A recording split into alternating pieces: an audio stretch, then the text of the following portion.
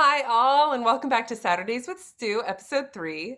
Stu from the Drama Bookshop is back to recommend his third unsung hero of the Drama Bookshop stockpiles as part of a social media initiative called A Play a Day in May, which was created to spark curiosity and build community by amplifying the voices of playwrights and their plays via recommendations, readings, and reviews during a 31-day play reading challenge. Hey, Stu. Hi, Beth. How are you? I'm well. How's your week been? It's been fine. It's been good. I've done a lot of writing, a lot of typing. My daughter just got her second vaccination today, so my Yay! family is fully vaccinated. Good. We're ready to go to big parties, so we're fine. Great. Yes, Yes. big parties. I'm still into the big parties outside.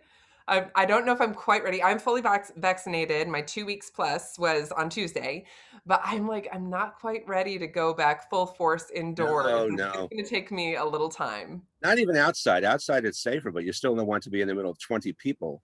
That's You true. know, even on a nice sunny breezy day, everyone unmasked. So Mhm. Mhm. we still have to be careful, but everyone in my family is fine and healthy, and we'll see how my daughter reacts to her second shot. Good. So hopefully, Bravo. We'll see. We'll hopefully, see. hopefully she'll be fine. Yes. Yes, hopefully she'll be fine. So tell me what you have been up to this week as far as have you been reading anything or like any plays or Uh, I'm doing a lot of writing. okay. Yeah, I write short one act comedies, so I've written a few of those. So I'm in the middle of revising a couple of them and typing them up. Lovely. Yeah. Um, I've been doing a lot of mystery reading because I'm a big mystery fan. Oh, And fun. yeah, dating all the way back to Agatha Christie, who's still one of my favorites. There's an Australian writer named Peter Temple, who I just discovered recently. I think Peter Temple was one of the authors covered by one of the mystery book clubs I belong to. We meet periodically to discuss the novel of the week or the novel of the month, whatever. He was very good. So there are a number of new writers that are on my radar now. And I've been reading a lot. Oh, So that's so between the fun. reading and writing, I've been pretty busy. Yeah. I mean, obviously, we're called A Play a Day in May, so we're trying to promote plays, but I think it's so good for all of us to not only read one genre, but to branch into other genres. And it sounds like you're doing that with your mysteries, which is so much fun. And you mentioned you're in a book club? Yeah, because my wife and I take Zoom classes. There's a noir book club we belong to, a mystery book club, a couple of other fiction clubs. My wife alone belongs to 3 or 4 different book clubs of Wow. various kinds. So my wife just puts down one book and picks up another. I'm not quite that fast, but I do read a lot. And the fact is, if you're reading, no matter what you're reading, and I'm a writer, so no matter what I'm reading, some of what I've picked up from the style and the technique being used by the author of the, let's say, mystery that I've been reading can still be applied to other forms of writing. It's all one. So Absolutely. a playwright who knows how to write good punchy dialogue can teach us something about writing good punchy dialogue in a mystery, and vice versa. A writer of good um, a creator of good plots in a mystery novel can show you how to put together a nice little plot for even a short piece on stage. So everything is connected That's in the so big great. picture. Everything is sort of a small picture. Everything is connected. Yes. Yeah. Yes. So there's been a lot of buzz this week on the Drama Bookshop's Instagram and Facebook feeds. They posted a sneak peek of a rendering and an interior picture of the new shop. Are you as excited as the rest of the theater community is for the Drama Bookshop to reopen? Oh yes, and it's heaven knows it's about time. Uh-huh. But because of one thing and another, and mainly, of course, the pandemic, the shop could not open for a long time. Could not Hmm. reopen. But a new location's been found. It has been worked on extensively. I still don't know when the opening date will be, but hopefully soon. Yes, hopefully soon. Yes. Well, let's jump in. What's your recommendation for this week? My recommendation this time is a play by the Scottish playwright Graham Farrow called Talk About the Passion. Can you give us a little sneak peek inside the plot? It starts very simply. Evelyn is a book editor, very successful. She's a fast talker. She pulls off deals one after another, and she's making quite a bit of money as a book editor. She is in her office alone, probably late in the day. She's on the phone talking about her latest deal with, I think, one of her contacts in the industry. When in walks Jason. Jason is a writer, and Jason tells Evelyn that he has written a novel. It's a piece of fiction about the death of a young child, the murder of a young child. And when Evelyn finally puts down the phone, she's been sitting there ignoring him for 5, 10, 15 minutes, the beginning of the play. When she finally puts down the phone and turns to speak to him and finds out why he's there, and he's there to find out why she's rejected his novel. And he wants her to tell him to his face why she's decided that his novel is not worth publishing. When she finds that out, she explains to him the characters are cliches, the language is probably not up to snuff, it's just not her kind of material, what have you. And at first it appears that he just sort of accepts it and gives up. And so he exits the office kind of slump-shouldered. He has his briefcase with him, or actually a carry-all. He picks up his carry-all, puts his sports jacket back on, and leaves. But then a moment later, he comes in again. And that's when the truth finally begins to emerge. He's not there to talk about his novel. That was just a pretense to get her attention. He's there to talk about a novel, a book, an autobiography that she has already guided onto the bestseller lists. It's an enormous hit. It was written by a notorious serial killer. And as it happens, it was written by the same man who murdered Jason's little boy sometime earlier. Wow. So his question to her is essentially the same question that I think any of us would be asking under the circumstances. How could you do this? How could you publish his book and allow him to profit off the crime, allow him to make so much money? And how can you yourself make all that money following the publication of this best-selling book? Don't you have any decency? Don't you have a soul? And that's how it begins. And what follows is the rest of the play. Wow. So what was it about this play that grabbed you, that drew you in? Like, what was that first thing that really caught your attention in the play when you were reading it? Well, let me go back to the first moment I became aware of it. It was during one of my frequent forays into the bookshelves at the Drama Bookshop. And I was just looking for something to read, I suppose. And I happened to spot this. I don't think I'd ever heard of it before. I spotted it. I read the blurb on the back. It was really just one of those random things. The blurb interested me. I leafed through it. I read maybe a page or two very briefly. And that's when I realized I should give it a shot. And so I read it. I was able to connect with it because at that time, and this goes back to the early 2000s, I was the father of a toddler. I was a new dad. Mm-hmm. So I could connect to it on a very real gut level. And as time went on, of course, I would take my daughter to the park all the time, and you can't always keep your eye on your kid in a busy park. And parents know that when they're in a park with their children, their head has to be able to swivel back and forth constantly.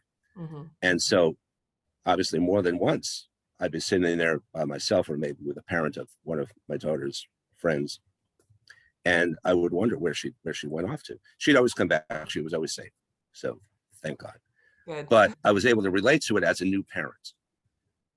And as time went on, the play was always in my head. It's been haunting me since I read it about 15 years ago by now. So it's always been in my mind, because I still remember how I felt when I first saw it, when I first saw the play on the shelf. And I still recall all those days I would take her to the park, and I'd wonder, where is she?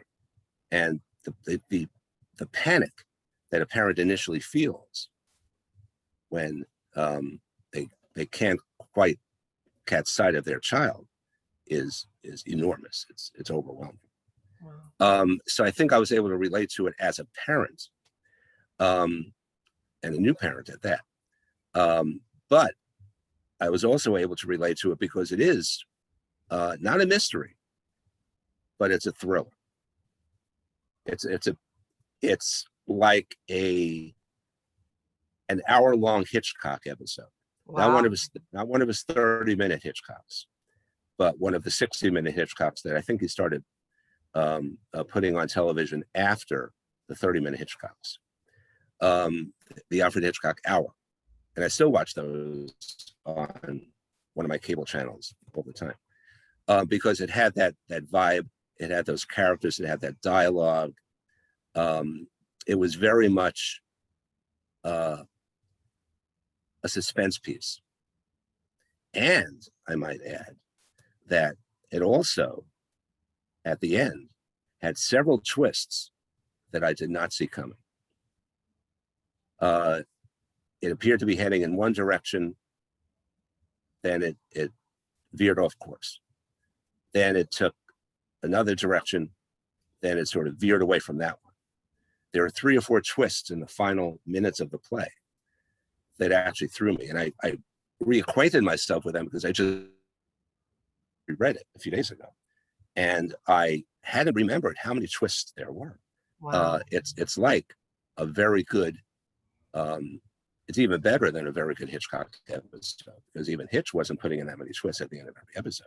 Wow, It's that's almost, a lot. yeah, it's almost more like Agatha Christie, because Okay. Christie never satisfied herself with a single whammy ending. I always call Christie endings double or even triple whammy endings, because just when you thought the thing was ending, there was a little more left, and just when you thought the thing was ending there was a little more left. And that's the end of Talk About the Passion. It's such a twisty ending, and you're not going to necessarily be able to anticipate any of it. You're just reading along. It's a wonderful ending to read, and it's a wonderful ending to play and to handle as a director, even if it's not about anything particularly pleasant. But it's something that I think everyone should check out, because it's just neatly written, and it's all in 29 pages, 30 pages. It plays to a little under an hour. So we're not talking about a full-length 2-hour piece. We're talking about a 1-act play that's just packed with material. My goodness. Well, so I know it was originally published in 1998. It's been a little while. Right. Your daughter was much younger then. Yes. Originally, when it came out, one of the descriptions of it, I thought it really caught my attention when I was finding out a little bit more about the play. What it said was, in the description, it said, timely and controversial. Talk About the Passion is an engaging drama that bravely confronts society's morbid fascination with terrible crimes and our habit of forgiving the criminal and criminalizing the victim. So, do you feel like that's changed since that was obviously written in 1998? Do you feel like that's changed for society since 1998? Do you think it's gotten worse since 1998? How do you feel being an avid reader of mysteries and following kind of that world, as far as literature? What do you think as far as where we're at now? It's tied into the old. I think it's tied into the old newsman's credo: if it bleeds, it leads. Yeah. Yeah. You don't sell papers by writing about a new traffic light at the corner, unless it's a local community paper. But if it's one of the major papers, especially one of the major tabloids, you're going to be reading a lot of that stuff in the headlines and on the front page and on pages 2, 3, 4, 5, and so forth. Right. So we still have that fascination with crime and with violence. And this play does have its extremely violent moments. And I think there's a fascination with criminals. No one necessarily wants to read a book, I think, about the victim.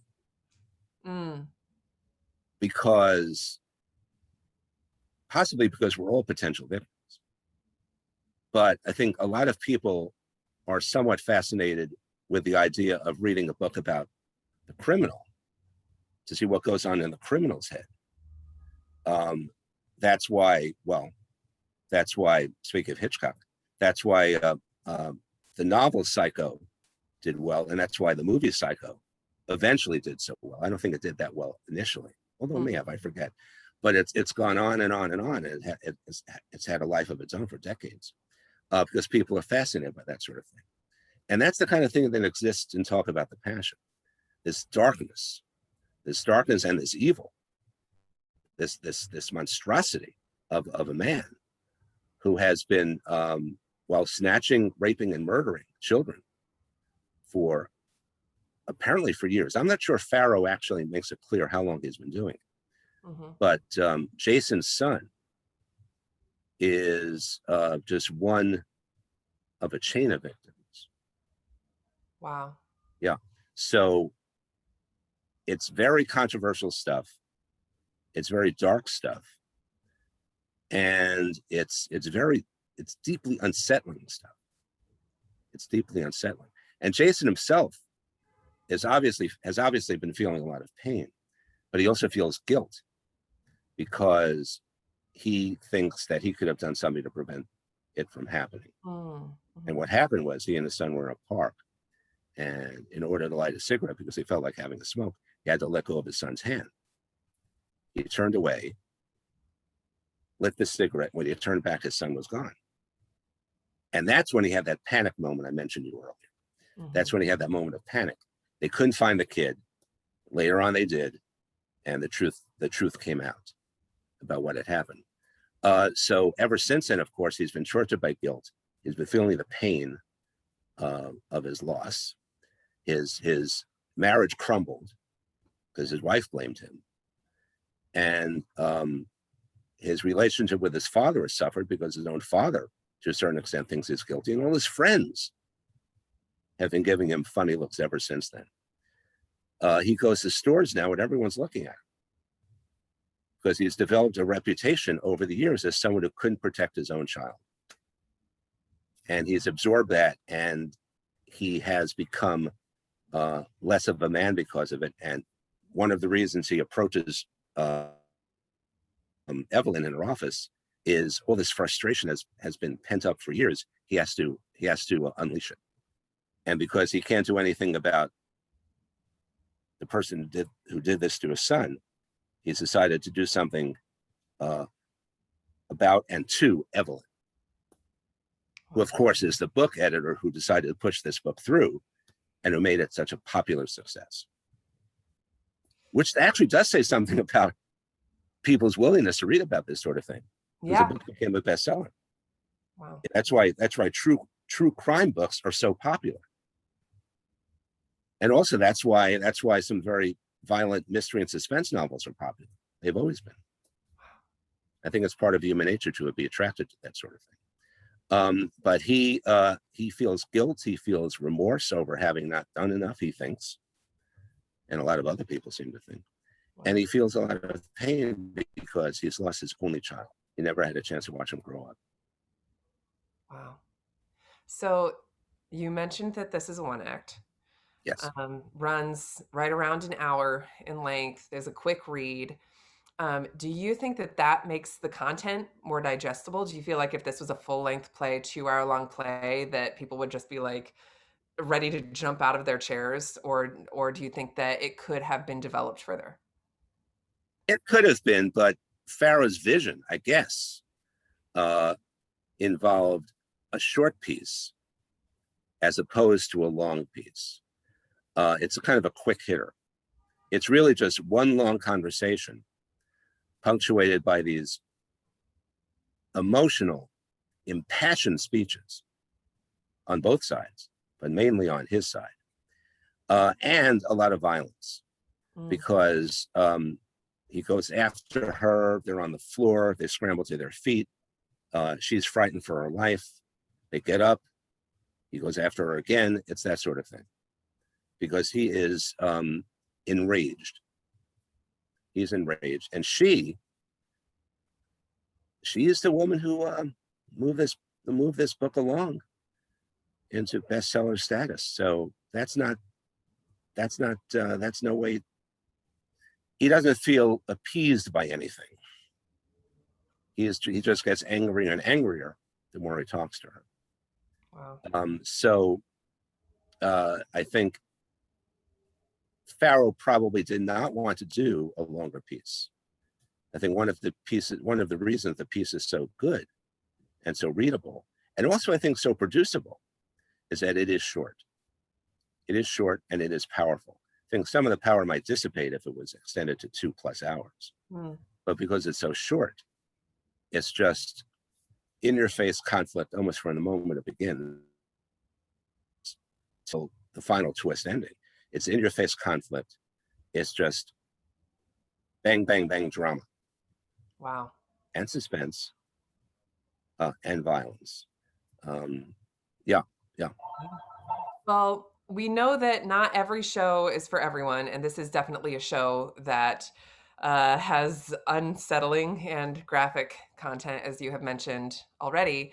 If you were to put a warning label on this show for someone who wasn't sure if they should see it or should read it, what would you put on that warning label?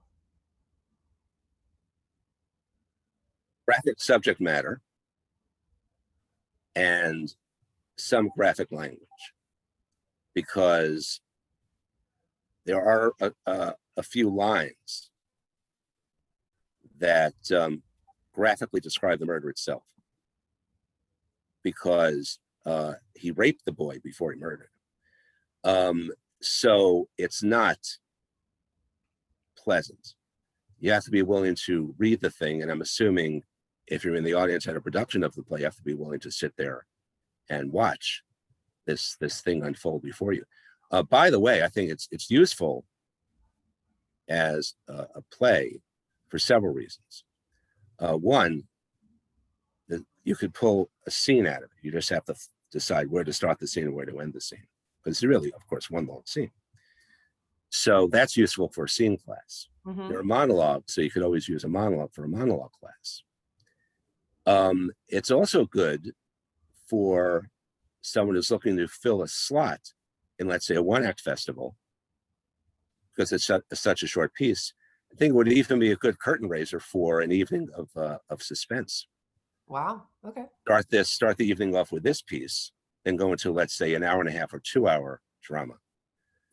So that would actually be a long evening of theater, but it would be a good curtain raiser. And this is a two-hander, right? Two-hander, yes. Yeah, it's only two characters. It's Jason and Evelyn, and there are people on the phone, but you only understand what's going on during those phone conversations that Evelyn's having via her words. You never hear the other person. You only hear her words. But yes, it's a two-hander, which is very useful because most actors need two-handed scenes. Any closing thoughts? If you're thinking of using the play for class, I think you have to be aware of a couple of things. One, you have to be in shape, not just vocally, because there's a lot to say and there's a lot of emotion being poured into the dialogue. So you have to be in shape vocally, but you also have to be in shape physically. You have to be able to hit the floor and get back quickly, and hit the floor again and get back up quickly. So at one time I was thinking, could I actually do this? but I was already probably past the age when I discovered the play, past the age of that I'd be able to do it comfortably. I think you have to be young enough and physically in good enough shape to actually do it justice, because there is a lot of physicality about the conflict that develops between Jason and Evelyn. Great. I am looking forward to reading it. I'm not generally one that goes to the thriller section much, or the suspense section much. But I think that there is something so great about, like I said earlier, branching into other things than what you would normally read. And obviously, like in past weeks, we've been talking about drama, comedy, and this week, something that's a little bit deeper, a deeper dive. So we'll see. I'm gonna read it. Hopefully some other people will read it with me and we can chat about it in the comment section Yes. later. Now, be aware, Beth, that if you read it, um, when I described it as a thriller or a suspense play, that's really just a kind of easy way to describe it, because it's really about much, much more than that. It is about much more than that. It's about loss and the need for revenge, the need for closure, all of that stuff. To call it simply a suspense play or a mystery, I think might be doing it as a disservice. It's really about more than that. But I'll bet if you went to a store and you had to find it in one section in particular, it could end up on the mystery shelf. Okay. Yeah. Well, I'm excited. And for those of you who want to join me in reading Talk About the Passion by Graham Farrow, it's available through bookshop.org and other retailers. I personally love bookshop.org because a portion of all of their proceeds go to independent booksellers. So we do actually have a list of recommended plays available on their site. Just search for A Play a Day in May, and it'll pop up with some of the plays that they have available that we've already recommended through our feed in A Play a Day in May. So check it out, and we will see you next week for week 4. So take care. See you later.